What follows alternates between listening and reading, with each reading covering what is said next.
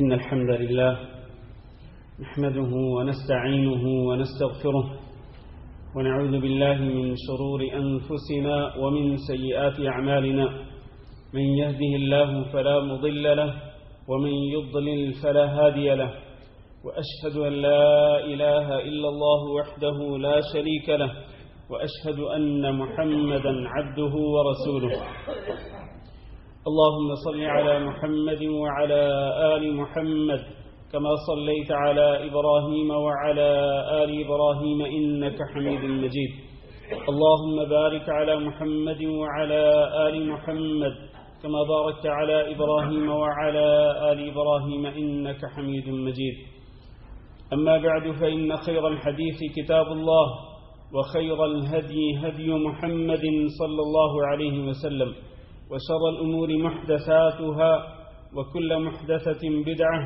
وكل بدعة ضلالة وكل ضلالة في النار. أعوذ بالله من الشيطان الرجيم. يا أيها الذين آمنوا اتقوا الله حق تقاته ولا تموتن إلا وأنتم مسلمون. يا أيها الناس اتقوا ربكم الذي خلقكم من نفس واحدة وخلق منها زوجها وبث منهما رجالا كثيرا ونساء واتقوا الله الذي تساءلون به والأرحام إن الله كان عليكم رقيبا. يا أيها الذين آمنوا اتقوا الله وقولوا قولا سديدا يصلح لكم أعمالكم ويغفر لكم ذنوبكم ومن يطع الله ورسوله فقد فاز فوزا عظيما. محترم بھائیو اور دوستو، اللہ رب العزت کا جتنا بھی شکر ادا کریں اتنا کم ہے، اس کی بے شمار نعمتوں پر اور اس کے ان گنت احسانات پر. وہ نعمتیں اور وہ احسانات جو اللہ رب العزت نے ہم پہ کیے، جن سے اللہ تعالیٰ نے ہمیں نوازا، ان نعمتوں میں سے ایک بہت بڑی نعمت اور ان احسانات میں سے ایک بہت بڑا احسان کہ اللہ رب العزت نے ہمیں زندگی میں ایک بار پھر رمضان مبارک کا مہینہ نصیب فرمایا. اللہ تعالیٰ سے دعا کرتے ہیں کہ اللہ رب العزت اس مہینے کی آمد کو ہم سب کے لیے، ہمارے والدین کے لیے، اہل عیال کے لیے، بہن بھائیوں کے لیے، تمام مسلمانوں کے لیے اس مہینے کی آمد کو اللہ رب العزت خیر و برکت کا ذریعہ بنائے، اور اس مہینے کی آمد کو اللہ رب العزت ہم سب کے لیے رحمت اور مغفرت کا ذریعہ بنائے.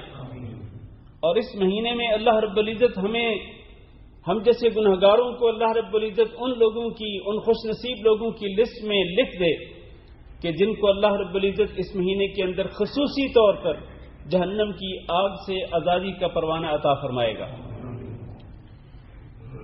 آج کے خطبہ کے شروع میں دو احادیث پیش خدمت کرنا چاہتا ہوں.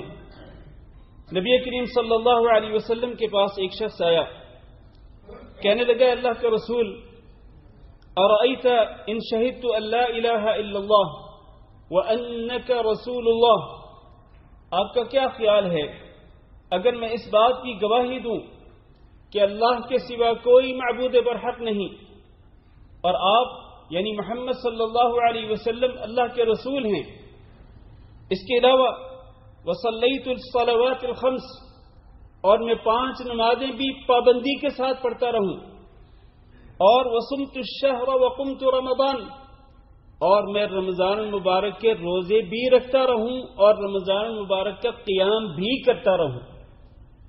رمضان کے حوالے سے 2 چیزوں کا ذکر ہے کہ اس مبارک مہینے میں میں روزے بھی رکھتا رہوں اور اس میں قیام بھی کرتا رہوں.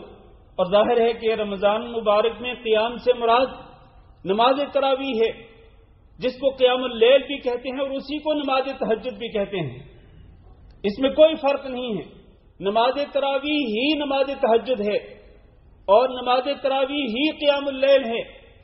ان نمازوں کے اندر نام الگ الگ ہیں لیکن نماز ایک ہی ہے. تو یہ شخص یہ کہہ رہا ہے نبی صلی اللہ علیہ وسلم سے کہ میں 5 نمازیں بھی پابندی کے ساتھ پڑھتا رہوں شہادتین کے اقرار کے بعد، اور رمضان کے روزے بھی رکھتا رہوں، رمضان کے اندر قیام بھی کرتا رہوں، اور اس کے علاوہ میں زکوٰۃ بھی ادا کرتا رہوں، جب میرے اوپر زکوٰۃ فرض ہو تو اس فرض کو ادا کرتا رہوں اور اس میں کسی قسم کی کمی کوتاہی نہ کروں، تو میرے لیے کیا ہے؟ یہ بڑا ہی وجیح سوال تھا اس صحابی کا جو اس نے نبی صلی اللہ علیہ وسلم سے کیا۔ نبی صلی اللہ علیہ وسلم نے کیا جواب دیا؟ اور جواب سننے سے پہلے یہاں ذرا غور کریں۔ اس سوال کے اندر اسلام کے 4 ارکان کا ذکر ہے۔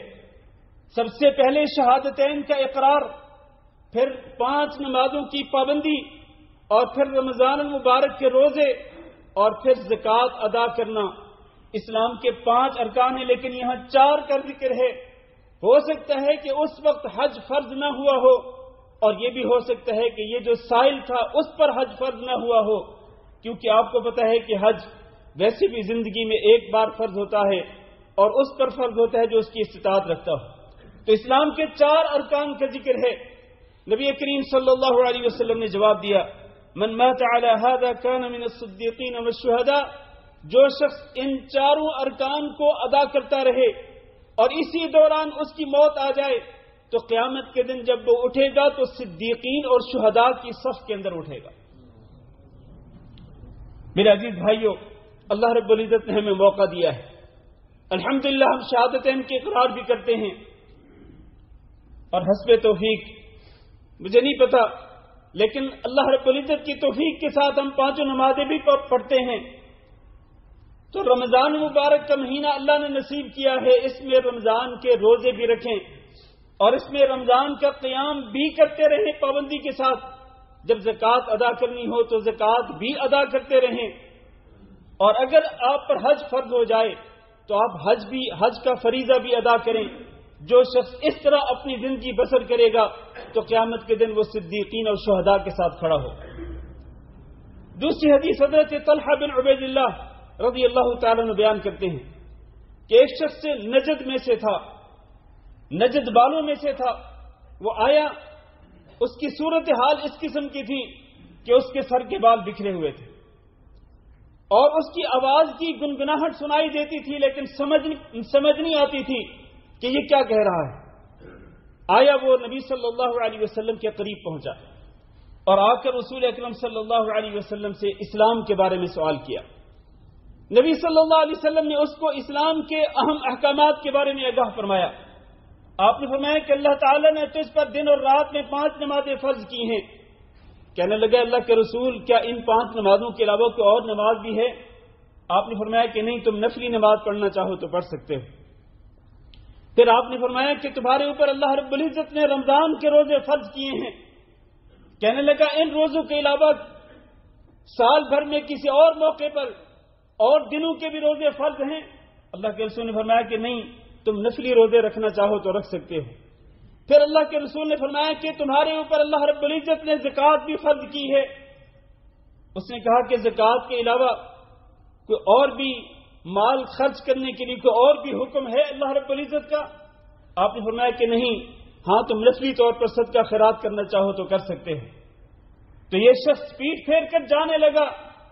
آپ اندازہ کریں کہ یہ دور سے آیا تھا، دور سے آنے کی دلیل کیا تھی کہ اس کے سر کے بال بکھرے ہوئے تھے، اور لگتا تھا کہ وہ دور دراز کسی گاؤں سے چل کے آیا ہے، اور نبی صلی اللہ علیہ وسلم سے اسلام کے اہم ترین احکامات کے بارے میں سوال کرتا ہے، اور پھر پیٹ پھیر کر جانے لگتا ہے اور کہتے ہیں اللہ کی قسم، رسول اللہ صلی اللہ علیہ وسلم نے مجھے جن احکامات کے بارے میں آگاہ فرما دیا، میں ان سے نہ آگے بڑھوں گا نہ ان سے پیچھے ہٹوں گا، نہ زیادہ کروں گا نہ کم کروں گا، اور میں ہمیشہ ان احکامات پہ عمل کرتا رہوں گا۔ نبی صلی اللہ علیہ وسلم نے پیٹ پھیر کر جانے والے اس صحابی کے یہ الفاظ سن لیے تو آپ نے فرمایا کہ افلح ان صدق، دوسری روایت میں کہ دخل الجنت ان صدق، اگر یہ واقعتاً سچی بات کر رہا ہے، یعنی واقعتاً اسی طرح یہ کرتا رہا، ان احکامات پہ عمل پیرا ہوتا رہا تو یہ یقیناً کامیاب ہو جائے گا، اور دوسری روایت کے مطابق یہ یقیناً جنت میں داخل ہو جائے گا۔ پھر عزیز بھائیو، اللہ رب العزت نے رمضان کا مہینہ ہمیں نصیب کیا ہے تو ہمیں اس مبارک مہینے کی قدر کرنی چاہیے، اور اس مبارک مہینے کے جو احکام اور آداب ہیں ہمیں ان احکام و آداب کا خیال کرنا چاہیے۔ ہمیں اس مہینے کو دیگر مہینوں کی طرح نہیں سمجھنا چاہیے. یقینی طور پر یہ مہینہ دیگر سال کے دیگر 11 مہینوں سے ٹوٹلی ڈیفرنٹ ہے، مکمل طور پر مختلف ہے. اس لیے زندگی کی روٹین اور زندگی کے معمولات کے مطابق یہ نہ سمجھیں کہ ایک مہینہ ختم ہوا دوسرا آ گیا، یہ بھی ختم ہو جائے گا پھر آگے اور آ جائے گا. ہرگز نہیں. یہ خاص مہینہ ہے میرے بھائیوں. اس مہینے کی خصوصیات کو اگر ذکر کرنا چاہوں تو مجھے بہت زیادہ وقت چاہیے، لیکن اشارہ کرتا چلا جاتا ہوں کہ اللہ رب العزت نے اس مبارک مہینے کو خاص کیا ہے اپنی سب سے بہتر اور سب سے افضل کتاب کو نازل کرنے کے لیے. شہر رمضان الذی انزل فیہ القرآن ھدی للناس وبینات من الھدی والفرقان. یہ وہ مہینہ ہے رمضان کا کہ جس کے اندر قرآن مجید کو نازل کیا گیا. لوح محفوظ سے بیت العزہ جو کہ پہلے آسمان دنیا پہ ہے، لوح محفوظ سے آسمان دنیا کے بیت العزہ میں قرآن مجید کو یکمشت ایک ساتھ پورے کا پورا قرآن مجید اتارا گیا. اور رمضان مبارک میں بھی وہ رات کہ جس کی عبادت 1000 مہینوں کی عبادت سے افضل ہے، اس رات میں اس پورے قرآن مجید کو نازل کیا گیا. اور پھر بیت العزہ سے نبی صلی اللہ علیہ وسلم کے اوپر قرآن مجید کو مختلف اوقات کے اندر 23 سال کے عرصے میں نازل کیا گیا، تھوڑا تھوڑا کر کے. یہ بہت بڑی خصوصیت ہے. اس لیے رمضان اور قرآن ان دونوں کا بڑا ہی گہرا تعلق ہے. نبی کریم صلی اللہ علیہ وسلم نے ارشاد فرمایا القرآن والصیام یشفعان. قیامت کے دن قرآن بھی شفاعت کرے گا اور قیامت کے دن روزہ بھی شفاعت کرے گا. روزہ شفاعت کرتے ہوئے یہ کہے گا اللہ میں نے اس روزہ دار کو کھانے پینے سے اور باقی جتنی شہوات ہیں ان تمام کی تمام شہوات سے روکے رکھا. یہ روزہ دار روزہ رکھ کر اپنی تمام خواہشات نفس کو چھوڑ دیتا تھا، اپنی شہوات کو ترک کر دیتا تھا. اور آج کل جو شہوت سب سے زیادہ ہمارے منہ کو لگ چکی ہے وہ یہ موبائل ہے کہ اس موبائل کے ذریعے ہم گھنٹوں برباد کر دیتے ہیں. یہ بھی ایک قسم کی شہوت ہے میرے عزیز بھائیوں کہ اس کے ذریعے ہم نہیں معلوم ہم کیا کچھ دیکھتے اور کیا کچھ سنتے ہیں. اللہ تعالی ہم سب کے گناہوں کو معاف فرمائے. میرے بھائیوں تمام کی تمام شہوات کو ترک کرنا ضروری ہے. روزہ یہ کہے گا قیامت کے دن کہ اللہ میں نے اس کو روکے رکھا، کھانے پینے سے بھی اور دیگر تمام کی تمام شہوات سے اللہ اس کی مغفرت کر دے. اللہ تعالیٰ روزہ دار کے حق میں اس شفاعت کو قبول کر لے گا اور اس کے گناہوں کو معاف کر دے گا. لیکن شرط یہ ہے کہ اس نے واقعتاً روزے کے احکام اور آداب کا خیال رکھا ہو. اور اسی طرح قرآن بھی شفاعت کرے گا قیامت کے دن. یہ قرآن کہے گا اللہ میں نے اس کو روکے رکھا رات کو سونے سے. یہ رات کو جب لوگ سوئے ہوئے ہوتے تھے یہ کھڑا ہو جاتا تھا اللہ تیری بارگاہ میں، کھڑے ہو کر یہ قرآن مجید کی تلاوت کرتا تھا اور نماز کے اندر قرآن مجید پڑھ کر اپنے ایمان کو منور کرتا تھا، اپنے ایمان کو تازہ کرتا تھا. تو اللہ تعالیٰ قرآن مجید کی قرآن پڑھنے والے کے حق میں، خاص طور پر وہ جو رات کو اٹھ کر قرآن پڑھتا ہے، اس کے حق میں قرآن کی شفاعت کو قبول فرمائے گا اور اس کی مغفرت کر کے اللہ تعالیٰ اس کو جنت میں داخل کر دے گا. تو قرآن اور رمضان کا بڑا ہی گہرا تعلق ہے. اسی طرح پہلی رات سے ہی جنت کے دروازوں کو کھول دیا جاتا ہے، رحمت کے دروازوں کو کھول دیا جاتا ہے اور جہنم کے دروازوں کو بند کر دیا جاتا ہے. بڑے بڑے شیطان، سرکش قسم کے شیطانوں کو جکڑ دیا جاتا ہے اور پھر پکارنے والا پکار دیتا ہے یا باغی الخیر اقبل، اے خیر کے طلبگار آگے بڑھ، تیرے لیے میدان کھلا ہے، جنت اور رحمت کے دروازے بھی کھلے ہیں، جہنم کے دروازوں کو بند کر دیا گیا، شیطانوں کو بھی جکڑ دیا گیا ہے، اب تیرے پاس کوئی عذر نہیں ہے، اب تو آگے بڑھ اور ایک دوسرے سے آگے بڑھنے کی کوشش کر.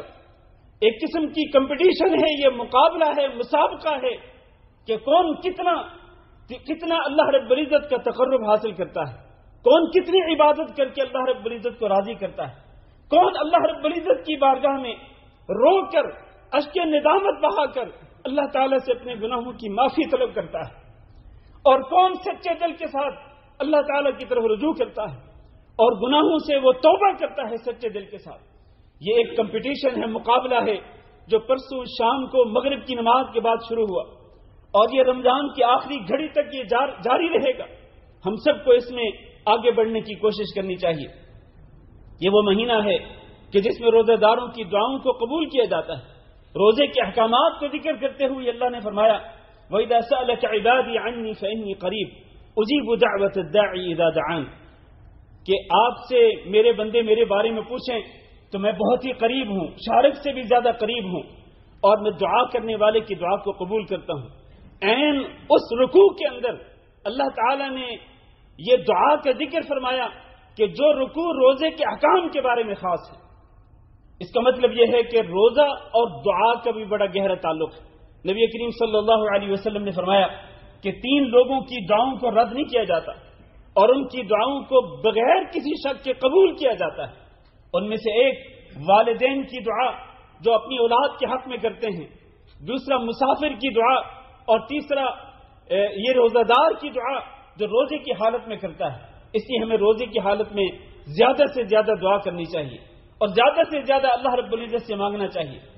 اسی طرح اسی چیز کے ساتھ آپ یہ بھی سمجھ لیں کہ روزے کی حالت میں زیادہ سے زیادہ اللہ رب العزت کا ذکر کرتے رہیں۔ قرآن مجید کی تلاوت کرنا بھی اللہ کا ذکر ہے۔ اسی طرح باقی اذکار ہیں، اذکار کے اندر، استغفار کے اندر، دعا کے اندر اپنے آپ کو مشغول رکھیں۔ نبی کریم صلی اللہ علیہ وسلم سے پوچھا گیا، حدیث ذرا توجہ سے سننا، نبی کریم صلی اللہ علیہ وسلم سے پوچھا گیا کہ ای الصائمین اعظم اجرا، کہ روزہ داروں میں سے سب سے زیادہ اجر کے اعتبار سے کون عظیم ہے؟ روزہ دار تو سارے ہیں ماشاءاللہ، سب نے روزہ رکھا ہوا ہے، لیکن ان میں سے کون ہے جس کو سب سے زیادہ اجر ملتا ہے؟ نبی کریم صلی اللہ علیہ وسلم نے کیا فرمایا؟ فرمایا اکثرهم ذکرا للہ، روزہ داروں میں سب سے زیادہ اجر و ثواب کے حقدار وہ ہے جو سب سے زیادہ اللہ رب العزت کا ذکر کرتا ہے۔ میرے بھائیوں، ہم عام دنوں کے اندر اللہ کے ذکر سے غافل رہتے ہیں، دنیا کے کاموں میں اتنے مشغول رہتے ہیں کہ اذکار کی پرواہ نہیں ہوتی ہے۔ لیکن جیسا کہ میں نے پہلے کہا، یہ رمضان کا مہینہ دیگر مہینوں سے ٹوٹلی طور پر مختلف ہونا چاہیے، اور اس مہینے کے اندر ہمیں چاہیے کہ ہم اپنی زبانوں کو اللہ کے ذکر کے ساتھ کر رکھیں، اور جو شخص اللہ رب العزت کا ذکر کثرت کے ساتھ کرتا ہے اس کے دیگر فوائد میں سے ایک فائدہ یہ بھی ہے کہ اس کی دعا کو اللہ رب العزت قبول فرماتا ہے، اس کی دعا کو رد نہیں کرتا اللہ رب العزت۔ یہ بھی رسول اکرم صلی اللہ علیہ وسلم کی احادیث کے اندر موجود ہے۔ پھر بھائیوں، یہ جو رمضان کے روزے ہیں، ان روزوں کو پورے اہتمام کے ساتھ رکھا کریں، اور اہتمام سے مراد یہ ہے کہ رات کو ہی آپ کا پختہ ارادہ ہونا چاہیے، رمضان کی راتوں میں سے ہر رات، کہ آپ نے آنے والے دن کا روزہ رکھنا ہے۔ اسی کو نیت کہتے ہیں، جو یہ روزے کے ارکان میں سے ایک رکن ہے، اس کے بغیر روزہ پورا نہیں ہوتا ہے۔ اللہ کے نبی صلی اللہ علیہ وسلم نے فرمایا من لم یبیت الصیام قبل الفجر فلا صیام له، جو فجر سے پہلے روزے کی نیت نہیں کرتا تو اس کا روزہ نہیں ہوتا۔ نیت کے کوئی الفاظ نہیں ہیں، یہ جو عام طور پر الفاظ مشہور ہیں، وہ بصوم غد نویت من شہر رمضان، ان الفاظ کی شرعی طور پر کوئی حیثیت نہیں ہے۔ جس حدیث کے اندر یہ الفاظ ذکر کیے گئے ہیں وہ حدیث سند کے اعتبار سے انتہائی ضعیف ہے۔ نیت اصل میں دل کے ارادے کا نام ہے۔ آپ رات کی کسی بھی گھڑی میں ارادہ کر لیں کہ میں نے آنے والے دن کا روزہ رکھنا ہے، تو اہتمام کے ساتھ روزے رکھنے چاہیے۔ اللہ کے نبی صلی اللہ علیہ وسلم نے فرمایا من صام رمضان ایمانا واحتسابا غفر له ما تقدم من ذنبه، جو شخص رمضان المبارک کے روزے رکھتا ہے، اور یہاں پھر یہ ذکر کرتا چلوں کہ لفظ رمضان جو ہے یہ پورے مہینے پہ بولا جاتا ہے، یہ نہیں ہے کہ آپ نے 1-2 دن کے روزے رکھ لیے پھر 1-2 دن ریسٹ کر لیں، پھر 1-2 دن کے روزے رکھ لیں پھر 1-2 دن ریسٹ کر لیں۔ روزوں کے اندر کوئی ریسٹ نہیں ہے، یہ ٹوٹل 29 یا 30 دن ہی تو ہیں۔ ان دنوں کے اندر کون سا ریسٹ چاہیے آپ کو؟ ایام معدودات، یہ گنتی کے چند دن ہیں، انگلیوں پہ آپ گنتے جائیں تو 29 اور 30 پہ آپ پہنچ جائیں گے۔ آپ کو کسی کیلکولیٹر کی ضرورت نہیں ہے، انگلیوں پہ گنے جانے والے یہ 29 یا 30 دن جس قدر تیزی کے ساتھ آئے ہیں اسی قدر تیزی کے ساتھ گزر جائیں گے۔ میرے بھائیوں، تو ان گنتی کے دنوں کے اندر رمضان کے روزے رکھیں، مکمل رکھیں، پورے اہتمام کے ساتھ رکھیں، نیت کے ساتھ رکھیں، یہ سمجھ کر کہ اللہ رب العزت کا حکم ہے اور رسول اکرم صلی اللہ علیہ وسلم کا فرمان ہے، یہ میرے اوپر فرض ہے جو میں نے ادا کرنا ہے۔ اور پھر آپ نے فرمایا ایمانا واحتسابا، رمضان کے روزے رکھے ایمان کے ساتھ بھی، یقین کے ساتھ بھی، اور صرف اللہ رب العزت سے اجر و ثواب پانے کی خاطر، کسی قسم کا دکھلاوا مقصود نہ ہو، تعریف سننے کی خواہش نہ ہو، یا پھر بعض اوقات یہ بھی ہوتا ہے کوئی بندہ روزہ رکھتا ہے، کہتے کہ چونکہ میرے جتنے بھی کولیگ ہیں، جتنے بھی میرے کلاس فیلوز ہیں، جتنے میرے دوست احباب ہیں، سب روزہ رکھتے ہیں، میں نہیں رکھوں گا تو کیا کہیں گے؟ گویا کہ اپنے دوستوں کی باتوں سے بچنے کے لیے آپ نے روزہ رکھا، اللہ کی خاطر نہیں رکھا۔ تو اللہ کی رضا کی خاطر آپ روزہ رکھیں۔ اگر اس طرح رمضان کے اندر پورے روزے رکھیں گے، غفر لہ ما تقدم من ذنبہ، اس کے پچھلے تمام گناہوں کو معاف کر دیا جائے گا۔ اسی طرح رمضان کے اندر قیام بھی ان دو شرطوں کے ساتھ، ایمان کے ساتھ اور اللہ سے اجر و ثواب حاصل کرنے کی خاطر، اللہ کو راضی کرنے کی خاطر اگر آپ قیام کریں گے اور نماز تراویح کا اہتمام کریں گے۔ میرے بھائیوں، نماز تراویح کے سلسلے میں بھی بہت سارے لوگ غفلت کے شکار ہو جاتے ہیں۔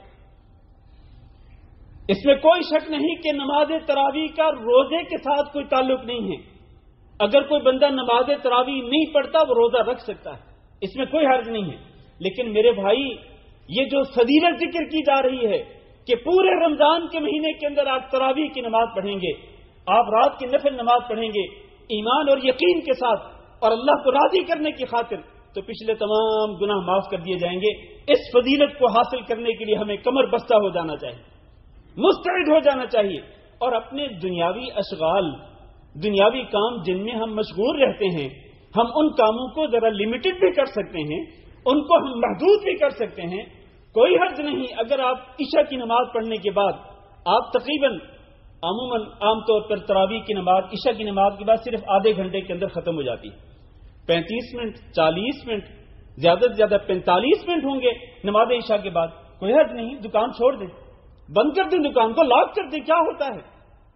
زیادہ سے زیادہ کوئی 1 2 4 کسٹمر آپ کے آئیں گے، واپس چلے جائیں گے نا۔ یہ نقصان برداشت کر لیں، لیکن یہ نقصان اگر آپ کریں گے کہ آپ ایک دن بھی رمضان کی تراویح نہیں پڑھتے، یہ فضیلت آپ کو نہیں ملنے والی، الا یہ کہ آپ جماعت کے ساتھ اگر نہیں پڑھتے، گھر کے اندر آپ پھر بھی پابندی کے ساتھ، اہتمام کے ساتھ نفل نماز کا اہتمام کرتے ہیں، پھر امید رکھنی چاہیے اللہ تعالیٰ سے۔ لیکن ایک بندہ ٹوٹلی طور پر رات کی نفل نماز نہ پڑھے تو وہ شخص جو ہے وہ بہت زیادہ محروم ہے۔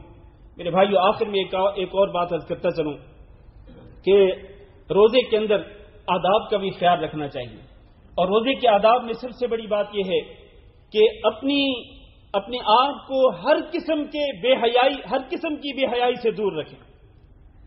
بے حیائی کی گفتگو بھی نہیں ہونی چاہیے، بے حیائی کی گفتگو سننے سے بھی اپنے کانوں کو بچائیں، اور بے حیائی والی چیزیں جو ہیں ان کو دیکھنے سے اپنی آنکھوں کو بچائیں۔ یہ جو رفث ہے نا، اسی کو بے حیائی کہتے ہیں۔ نبی کریم صلی اللہ علیہ وسلم نے ارشاد فرمایا کہ جب تم میں سے کوئی شخص روزے کی حالت میں صبح کرے تو پھر وہ پورا دن روزے کے اندر وہ ہر قسم کی بے حیائی سے اپنے آپ کو بچائے۔ یہ انتہائی ضروری ہے، اور اس کے ساتھ ساتھ جھوٹ سے اپنے آپ کو بچائیں، اپنی زبان کی حفاظت کریں، گالی گلوچ نہ کریں، غیبت نہ کریں، چغل خوری نہ کریں، اپنی زبان کی مکمل طور پر حفاظت کریں۔ زبان کو یوں کہہ سکتے ہیں کہ آپ لگام دیں اپنی زبان کو، اور اس زبان کو بے لگام نہ چھوڑیں، پابندی کریں، اس لیے کہ اللہ کے رسول صلی اللہ علیہ وسلم کے ارشاد گرامی ہے کہ من لم يدع قول الزور والعمل به فليس لله حاجة في ان يدع طعامه وشرابه۔ جو شخص جھوٹ کو نہیں چھوڑتا، جھوٹ پر عمل کرنے کو ترک نہیں کرتا، پھر اللہ کو کوئی ضرورت نہیں کہ یہ بندہ بھوکا پیاسا رہے، اس کے بھوکا پیاسا رہنے کا کوئی فائدہ نہیں ہوگا۔ اس لیے روزہ آپ نے رکھنا ہے تو روزہ رکھنے کا یہ مطلب نہیں کہ آپ صرف کھانا پینا چھوڑ دیں اور ازدواجی تعلقات کو ترک کر دیں، بلکہ اس کے ساتھ ساتھ یہ بھی ضروری ہے کہ آپ اپنی زبان کا بھی روزہ رکھیں، اور اپنے کانوں کا بھی روزہ رکھیں، اپنی آنکھوں کا بھی روزہ رکھیں، اور اپنے دماغ کا بھی روزہ رکھیں۔ آپ کی سوچیں پاکیزہ سوچیں ہونی چاہیے۔ سوچوں کے اندر، دماغ کے اندر جو گندگی بھری ہوئی ہے، یہ رمضان کا مبارک مہینہ بہترین چانس ہے کہ ہم اپنے دماغ کو ان گندی سوچوں سے، ناپاک سوچوں سے پاک کر سکتے ہیں۔ پلیز اور نجس چیزوں سے اپنے دماغ کو اور اپنے دل کو ہم پاک کر سکتے ہیں۔ اللہ کے بندے، اگر ہم نے اس مبارک مہینے کو پانے کے باوجود بھی اگر ہم نے اپنے دماغ کو پاک نہیں کیا، اپنے دل کو نہیں دھویا، اور اپنی بری خصلتوں اور بری عادات کو ترک نہیں کیا، تو پھر بتلائیں سال بھر میں کب چھوڑیں گے آپ ان خصلتوں کو؟ ان بری عادات کو کب ترک کریں گے؟ کب چھوڑیں گے آپ؟ اللہ کے رسول صلی اللہ علیہ وسلم نے جبریل امین کی بد دعا پہ آمین کہا تھا۔ یہ ممبر کے جو سٹیپس ہیں ان پہ چڑھتے ہوئے اللہ کے نبی صلی اللہ علیہ وسلم نے اللہ کے نبی صلی اللہ علیہ وسلم نے آمین کہا تھا جبریل امین کی بد دعا پر. 3 بد دعائیں تھیں، ان میں سے ایک یہ تھی کہ راغم انف رجل ادرک شہر رمضان فلم یغفر له، اس بندے کی ناک خاک آلود ہو. خاک آلود ہونے کا معنی کیا ہے؟ کہ وہ بندہ ذلیل و خوار ہو جائے، رسوا ہو جائے وہ بندہ کہ جو رمضان کا مہینہ پائے لیکن اپنے گناہوں کو نہ بخشوا سکے.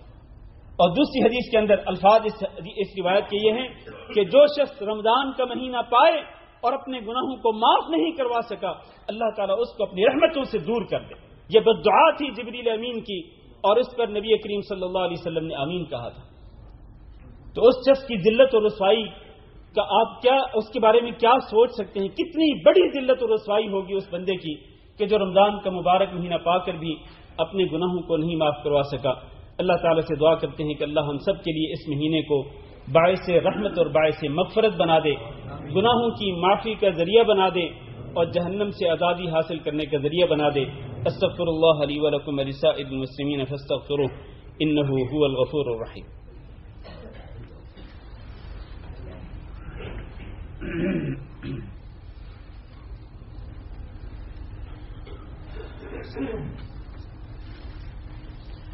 ان الحمد للہ نحمده ونستعینه ونستغفره نعوذ بالله من شرور انفسنا ومن سيئات اعمالنا من يهده الله فلا مضل له ومن يضلل فلا هادي له واشهد ان لا اله الا الله وحده لا شريك له واشهد ان محمدا عبده ورسوله.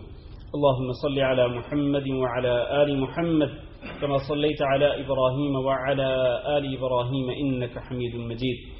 اللهم بارك على محمد وعلى آل محمد كما باركت على إبراهيم وعلى آل إبراهيم إنك حميد مجيد.